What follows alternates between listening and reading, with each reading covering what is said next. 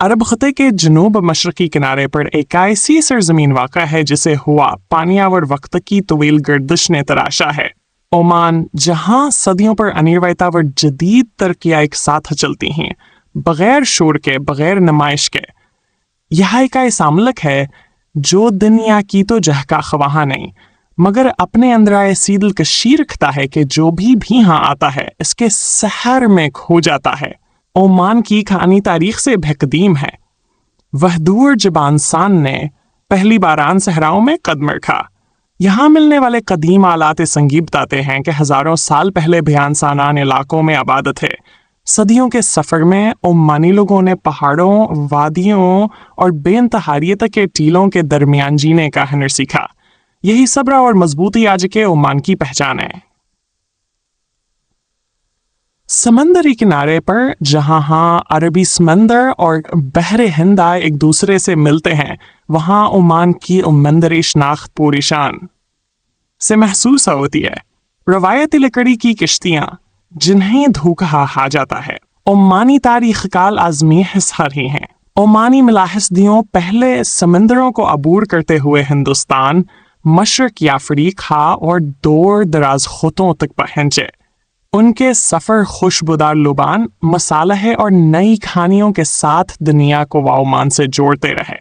Oman के जनूबी खिते ज़फ़ार में लुबान के दरख्त ताजब है उगते हैं।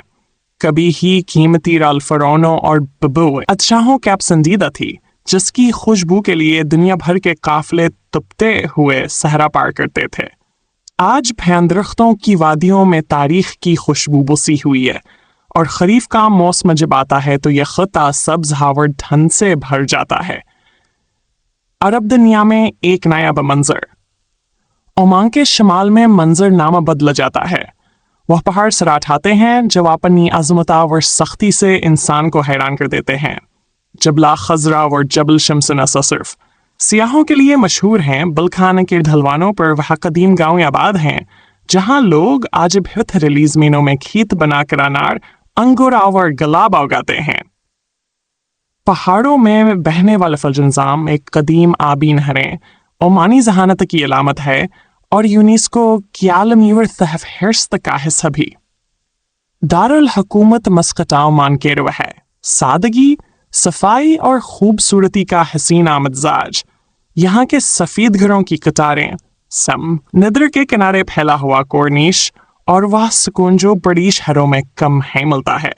सुल्तान काबूस ग्रैंड मस्जिद अपनी आज़मत, तामीराती हसना व रूहानी कश के बायस दुनिया भर से आने वालों को मुतासिर करती है। इधर मदरहा का पर आना बाजार अब भयूद चांदी के जीवरात और दस्तकारियों की खुशबवार रंगों से जिंदा है। ओमान की फितरत में भी हैरतें छिपी हैं।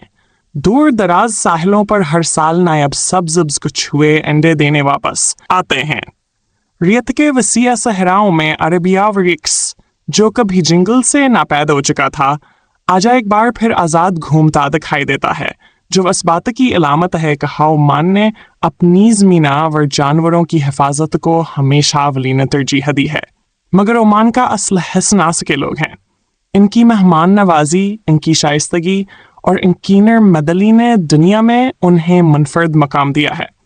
ओमान हमेशा अमन, गुफ्तगू और बर्दाश्तकार इस्तहाक़ यार करता है। यह तर्ज़ अमल सदियों से कबाइल या तहाद, समंदरी मिलजुलाव और बाहम या एहतराम की रवैयत से जुड़ा है। आज का ओमान तरफ की तरफ बढ़ा है। सियाहत, काबिल तजदीद तवानाई, तजारत और टेक्नोलॉजी जी से नए शाबे उभर रहे हैं, मगर अस्पेशरफत में अपनी पहचान कब इन्हें भूलता।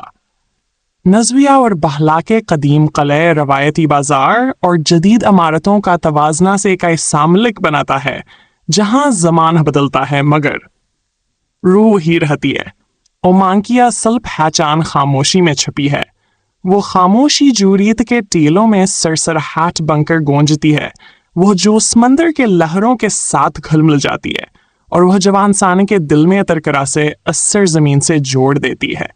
ओमाना एक ऐसा मुल्क है जहाँ पहाड़ समंदर से बात करते हैं, जहाँ रवायता और जताई एक दूसरे का हाथ थामे चलती हैं, और जहाँ हसंद खावे में नहीं बल्कि सादगी में है। ये अरब की वहा نمل سرزمین ہے جہاں ماضی زندہ ہے، حال پر سکون ہے اور مستقبل تدبیر اور دانش سے روشن ہوتا ہے۔